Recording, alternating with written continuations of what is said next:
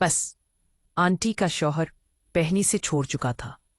Aunty का जो भी काम होता मैं करके देता, हर तरह का काम मुझे बताती। वो बहुत खूबसूरत औरत थी। एक दिन मैं खुद पर काबू ना पा सका और आंटी को सब कुछ बोल दिया। आंटी मुझे बच्चा समझ रही थी। अब जब मैंने आंटी को दिया तो वो बोली, तुझे ये ख्याल पहले क्यों नहीं आया? आंटी की बेटी बोली, प्लीज अम्मी को ना बताना। मैंने कहा तुम घोड़ी बनो, फिर नहीं बताऊंगा। वो घोड़ी बन गई। जैसे ही शुरू हुए अचानक आंटी आ गई और गुस्से से बोली, तुम मेरी ही। पूरी कहानी सुनने के लिए चैनल को सब्सक्राइब करें, क्योंकि मैं ज्यादा वक्त किताबों के साथ गुजारता। इन्हीं दिनों जिंद आंटी हमारे पड़ोस में शिफ्ट हुई। वो एक बहुकार और सुलझाई औरत थी। उनका अंदाज, बात करने का तरीका और दूसरों के लिए हमदर्दी मेरे दिल को छू जाती। आंटी की मुस्कुराहट में एक अजीब कशिश थी। जब भी वो घर के बाहर पौधों को पानी देती या छत पर कपड़े सिखाती तो मेरी नजर उन पर रुक जाती। लेकिन ये सब मैं छुप कर करता, क्योंकि मैं जानता था कि वो मुझसे उम्र में काफी बड़ी हैं। फिर भी मेरे दिल में उनके लिए एक नर्म सा गोशा पैदा हो चुका था। वक्त गुजरता गया।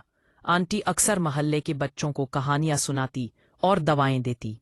मैं जब तभी किसी मुश्किल में होता, वो मेरी हिम्मत बांधती। एक दिन मेरी पढ़ाई में बहुत बड़ी रुकावट आ गई और मैंने तकरीबन हार मान ली थी। उस वक्त जन्नत आंटी ने मुझे समझाया, बेटा, हिम्मत वाले कभी हारते नहीं। मुश्किल वक्त इंसान को मजबूत बनाता है। उनकी अल्फाज मेरी दिल पर हमेशा के लिए नक्श हो गए। मुझे ऐसा लगता जैसे आंटी मेरी ख्वाहिशों को पहले ही जान लेती है। अगर मुझे किसी किताब की जरूरत होती तो अगले दिन वो मेरे लिए ले आती। अगर मुझे किसी नसीहत की जरूरत होती तो वही बात कह देती जो मेरे दिल में छुपी होती। वक्त के साथ ये ताल्लुक में इस पड़ोस का रिश्ता नहीं रहा, बल्कि मेरे दिल के अंदर एक अजीब सा प्यार जन्म लेने लगा। मैं अक्सर खुद को समझाता कि ये सिर्फ इज्जत है, मोहब्बत नहीं, मगर दिल का मामला दिल ही जानता है। आंटी के लिए मेरे दिल में एक ऐसा एहसास था जो बयान करना मुश्किल था।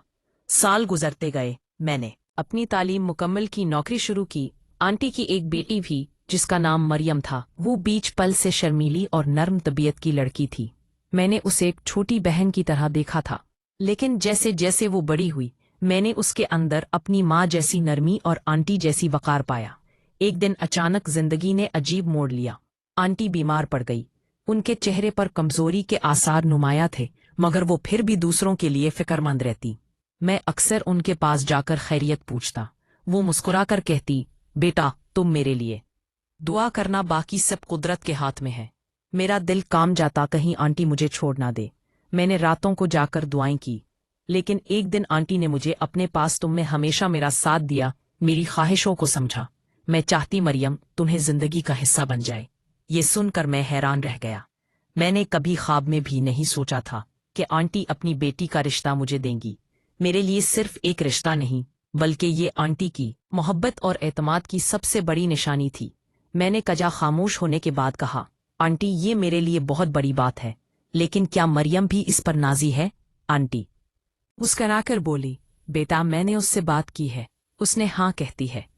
मेरी आंखों में आंसू आ गए। मुझे लगा जैसे मेरी बरसों की खामोश मोहब्बत, मेरी इज्जत और मेरा खलूस रंग लिया हो। कुछ दिन बाद हमारे घर शादी की तैयारियां शुरू हो गई। मरियम और मेरा निकाह हुआ, लेकिन इस निगाह में मेरे लिए सबसे कीमती चीज आंटी की दुआ थी। शादी के दिन आंटी ने मेरे सर पर हाथ रखकर कहा, बेटा, तुमने मेरा बेटा बनकर मेरा दिल जीत लिया था। अब तुम मेरे दामाद नहीं, मेरे बेटे। अल्फाज मेरी जिंदगी की सबसे बड़ी कामयाबी थे। शादी के बाद मरियम और मैंने एक नई जिंदगी शुरू की।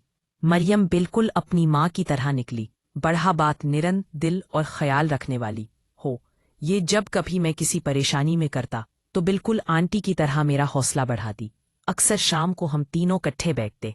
आंटी हमें देखकर खुश होती और कहती, यही मेरी सबसे बड़ी ख्वाहिश थी कि तुम दोनों एक दूसरे का सहारा बनो।